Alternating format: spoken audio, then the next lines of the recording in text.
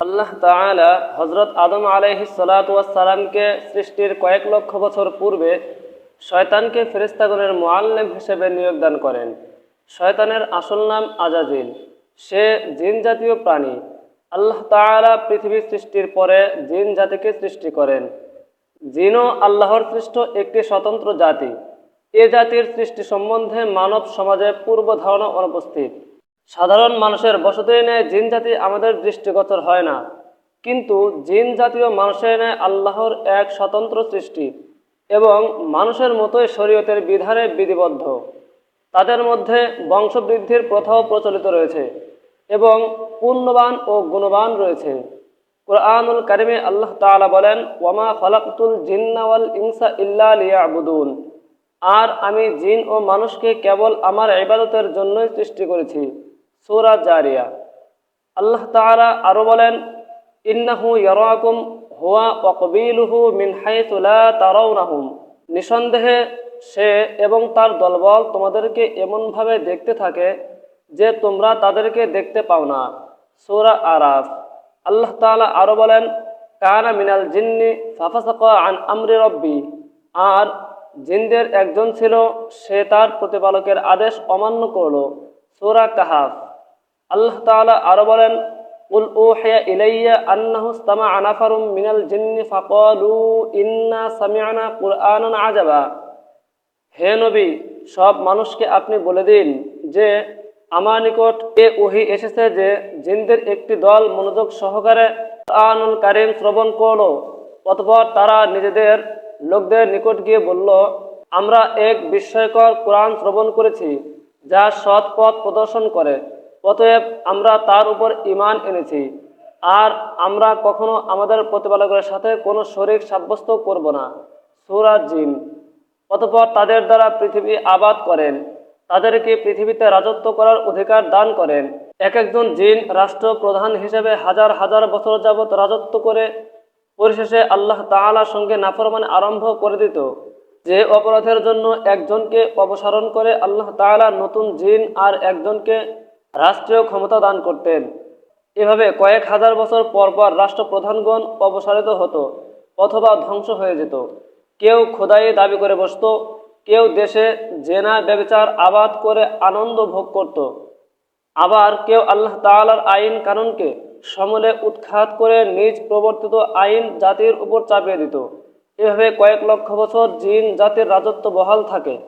এর মধ্যে ইমানদার ইনসাফগার রাজার আবির্ভাব আদৌ ঘটেনি বললেই চলে।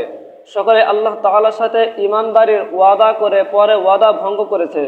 আল্লাহ তাআলা জিনদের এ আচরণের খবর অবশ্যই পূর্ব থেকে অবগত ছিলেন, তবুও প্রকাশ্যে তাদের নাফরমানির সাক্ষ্য ব্যবহার করার লক্ষ্যে তাদেরকে শাসন ক্ষমতা প্রদান করেছিলেন। যখন তারা বেঈমানি ও খোদাদ্রোহিতার চরমে গিয়ে পৌঁছলো, তখন তাদেরকে ধ্বংস করে দেওয়ার জন্য ফেরেশতাদিগকে হুকুম দিলেন। একদা কিছু সংখ্যক ফেরেশতা পৃথিবীতে এসে জিন জাতিকে প্রায় সমূলে ধ্বংস করে দিলেন। মাত্র গুটি কতক বাচ্চা জিনকে জীবিত রেখে দিলেন। তার মধ্যে আজাজিলও রক্ষা পেল। আজাজিল দেখতে যেমন সুন্দর ছিল, তেমন বিদ্যা বুদ্ধিতে খুবই সুচতুর ছিল। ফেরেশতাগণ তার সাথে কিছু কথা বলে আনন্দ পেলেন। তখন তাকে পৃথিবী থেকে আসমানে তুলে নিলেন। সেখানে আল্লাহ তাআলার দরবারে তাকে পেশ করে তার গুণের কথা বললেন। তখন আল্লাহ তাআলা তাকে বেহেশতে বসবাসের হুকুম দিলেন। পরবর্তী সময় তাকে বাইতুল মামুরে রক্ষিত অক্ষর জ্ঞান বিজ্ঞানের লিপি অধ্যয়নের নির্দেশ দিলেন। আজাজিল আল্লাহ তাআলার নির্দেশ অনুসারে দিবারাত্র উক্ত জ্ঞান বিজ্ঞানের বিদ্যা অর্জনের লক্ষ্যে অসাধারণ পরিশ্রম আরম্ভ করে দিল। কয়েক বছরের মধ্যে সে জ্ঞান বিজ্ঞানের ক্ষেত্রে অসাধারণ ব্যুৎপত্তি অর্জন করে ফেলল, যা ইতিপূর্বে কোনো ফেরেশতা দ্বারা কখনোই সম্ভব হয়নি। তখন আল্লাহ তাআলা তার উপর ফেরেশতাদের প্রশিক্ষণের দায়িত্ব অর্পণ করলেন। সে এক এক বিষয় নিয়ে এক এক ধরনের ফেরেশতাগণকে তালিম দিত। বিভিন্ন ধরনের দায়িত্ব পালনকারী ফেরেশতাগণকে তাদের দায়িত্বের বিষয় বিশদভাবে বুঝিয়ে সুষ্ঠু দায়িত্ব পালনের ক্ষেত্রে উপযুক্ত হিসেবে গড়ে তুলত। কোনো কোনো ফেরেশতার উপর বহু রকম গুরুত্বপূর্ণ দায়িত্ব থাকত, তাদেরকে সকল বিষয় সম্বন্ধে জ্ঞান দান করত। আজাজিল বাইতুল মামুরে রক্ষিত বিদ্যা ভান্ডার থেকে যতখানি জ্ঞান অর্জন করতে সক্ষম হয়েছিল, ইতিপূর্বে ফেরেশতাগণের মধ্যে কেউই তার সমকক্ষতা লাভ করতে সক্ষম হয়নি। আজাজিল ইবাদত বন্দেগীর ক্ষেত্রেও যথেষ্ট অগ্রগামী হয়েছিল। সে কোনো কাজ আরম্ভ করার পূর্বে ও পরে নফল নামাজ আদায় করতে ভুল হতো না। দিবা রাত্র মুখে আল্লাহ তাআলার তাসবিহ আদায় করত। এক কথায় একজন শ্রেষ্ঠ আবেদ ও বিদ্বান হিসেবে চূড়ান্ত লক্ষ্য অর্জনে সে সক্ষম হয়েছিল। এজন্য বড় বড় ফেরেশতাগণ যেমন জিবরাইল আলাইহিস সালাতু ওয়াস সালাম, মিকাইল আলাইহিস সালাতু ওয়াস সালাম, ইসরাফিল আলাইহিস সালাতু ওয়াস সালাম ও আজরাইল আলাইহিস সালাতু ওয়াস সালাম সকলে তার নিকট নিয়মিত প্রশিক্ষণ গ্রহণ করতেন। কোনো বিষয়ে কোনো ফেরেশতার কোনো প্রশ্ন থাকলে আল্লাহ তাআলার পক্ষ থেকে আজাজিল তার সুষ্ঠু জবাব দিয়ে দিত। এভাবে সে বেহেশতের মধ্যে এক বিরাট সম্মানের অধিকারী হয়েছিল। কয়েক লক্ষ বছর এভাবে তার জীবন অতিবাহিত হয়। এর মধ্যে বেহেশতে লক্ষ লক্ষ ফেরেশতাদের সমাবেশে সে বক্তব্য রেখেছে, লক্ষ লক্ষ তালিমগাহে প্রশিক্ষণ দিয়েছে এবং কোটি কোটি ফেরেশতার সংকট নিরসন কল্পে পরামর্শ দিয়েছে, যার সঠিক হিসেব নির্ণয় সম্ভব নয়। আজাজিল বাইতুল মামুরে বিদ্যা ভাণ্ডারের অধিকাংশ বিদ্যা আয়ত্ত করতে সক্ষম হয়েছিল বটে, কিন্তু আরশে আজিমের সাথে সেসব কালাম লটকানো ছিল, তার সঠিক মর্ম আয়ত্ত করতে সক্ষম হয়নি। এ কালামসমূহের মর্ম আয়ত্ত করার অনুমতিও তার ছিল না। তাই অনেক সময় দূর থেকে এসব কালাম পাঠ করে সে একাকী অস্বস্তি বোধ করত এবং মনে মনে চিন্তা করত, কারা নূরে মুহাম্মাদের মালিক, কারা আল্লাহর খলিফা এবং কারা আল্লাহর হুকুম অমান্যকারী শয়তান। এসব কালাম বোঝার ক্ষমতা আল্লাহ তাআলা তাকে দান করেননি বলে সে আল্লাহ তাআলার উপর কিছুটা অসন্তুষ্ট ছিল। আবার মাঝে মাঝে চিন্তা করত, যে বিদ্যা আয়ত্ত করা বা যে কালাম বোঝা তার পক্ষে সম্ভব হলো না, সে বিদ্যা বোঝার মতো আর কোনো ব্যক্তি আছে যার মান তার চেয়ে উপরে। এই বিষয়ে চিন্তা ভাবনা করতে গিয়ে তার মধ্যে অহংকারের সৃষ্টি হয়। এ অহংকার ধীরে ধীরে দানা বেঁধে একদিন আল্লাহ তাআলার সঙ্গে সে মোকাবেলা তর্কে অবতীর্ণ হয় এবং তার জীবনের পরিসমাপ্তি ও ধ্বংস ডেকে আনে। একদিন আল্লাহ তাআলা ফেরেশতাগণের মজলিসে ঘোষণা দিল।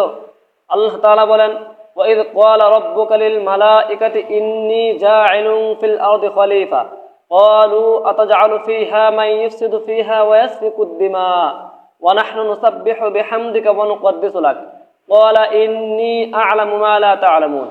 আমি পৃথিবীতে আমার খলিফা তথা প্রতিনিধি তৈরি করতে যাচ্ছি।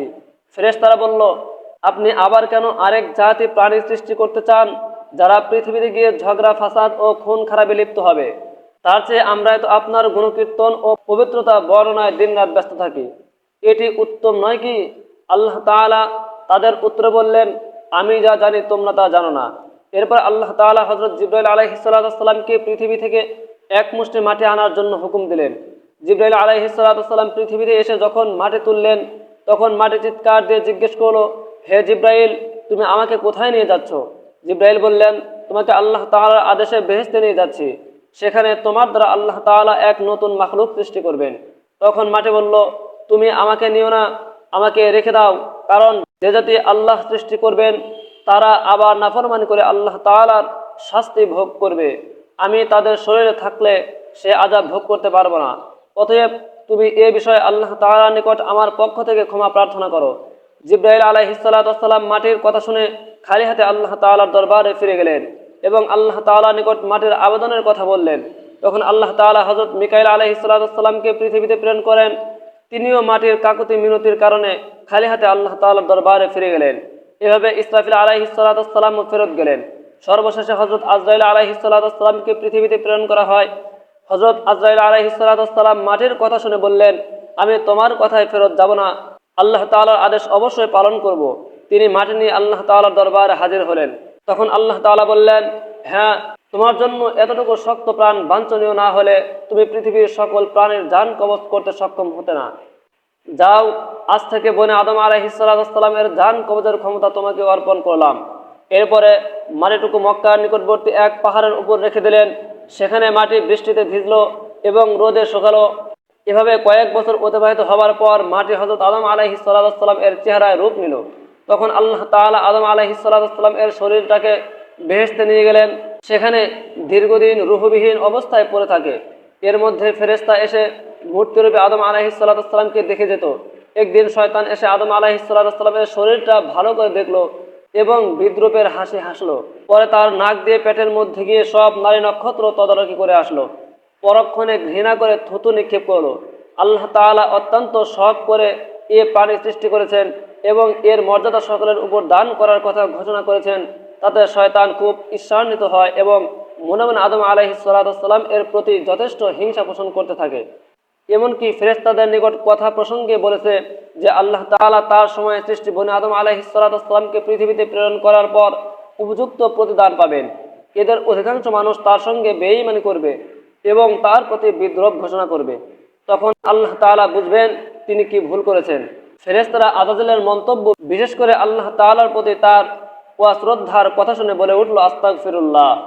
এক সময় আল্লাহ তাআলা ফেরেশতাগণের মধ্যে সর্বশ্রেষ্ঠ মর্যাদাবান ফেরেশতা হযরত জিবরাইল আলাইহিস সালাম, হযরত মিকাইল আলাইহিস সালাম, হযরত ইসরাফিল আলাইহিস সালাম ও হযরত আজরাইল আলাইহিস সালামকে হুকুম দিলেন, তোমরা আরশে আজিম থেকে আদম আলাইহিস সালাম এর রূহ এনে তার দেহের মধ্যে পুরে দাও।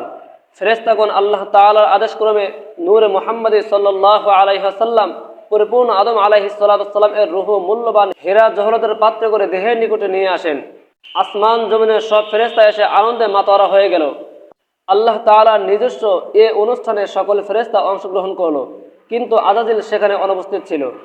এ অনুপস্থিতি দ্বারা তার মনোভাবের অনেকটা প্রকাশ ঘটে। ফেরেশতারা বিষয়টি নিয়ে আলোচনা করছিল। আল্লাহ তাআলা তাদেরকে বললেন, তাকে তার ভাগ্য নিজ হাতে গড়ে নিতে দাও, আর তোমরা তোমাদের কর্তব্য সম্পাদন করে যাও। অতঃপর রূহকে আদম আলাইহিস সালাম এর শরীরে প্রবিষ্ট হতে বলা হলো। সে বলল, হে রব্বুল আলামিন, আমি আদম আলাইহিস সালাম এর রূহ নূরের তৈরি, আর এর শরীরটা মাটির তৈরি, এর মধ্যে আমি কিভাবে থাকব? আল্লাহ তাআলা বললেন, নূরে মুহাম্মাদের উজ্জ্বলতায় এ মাটির শরীর ও উহার রক্ত মাংস সবকিছু নূরে পরিণত হবে। এরপরে রূহকে আদম আলাইহিস সালাম এর মাথার উপর রেখে দেওয়া হলো। তখন তার মস্তিষ্কের জ্ঞান বুদ্ধির বিকাশ ঘটল। অতঃপর জিবরাইলকে বলা হলো, তার শরীরের সব কার্যক্রমগুলোকে বিন্যাস করে দাও। তখন জিবরাইল আলাইহিস সালাম তার সেরা উপসেরা হৃৎপিণ্ড, ফুসফুস ও ধমনীর কার্যগুলো এক এক করে পরিচালনা করে দিলেন। হযরত আদম আলাইহিস সালাম তার শরীরের সব ক্রিয়া সঞ্চালিত ও অঙ্গের কার্যকারিতা পরিপূর্ণভাবে লাভ করতে পেরে সম্মুখে হাঁটার চেষ্টা করলেন। ফেরেশতারা তাকে বাধা দিলেন। তারা বললেন, তোমার শরীর এখন পর্যন্ত নরম, অতএব খানিক বিশ্রাম করো, শরীরটা ঠিক হলে যথা ইচ্ছা গমন করতে পারবে। হযরত আদম আলাইহিস সালাম শরীরের পরিপূর্ণতা লাভ করে প্রথমে একটি হাসি দিলেন এবং পাঠ করলেন, আলহামদুলিল্লাহ। এটি হযরত আদম আলাইহিস সালাম এর জীবনের প্রথম বাক্য। আল্লাহ তাআলা এ সময় বললেন, ইয়ারহামুকুমুল্লাহ।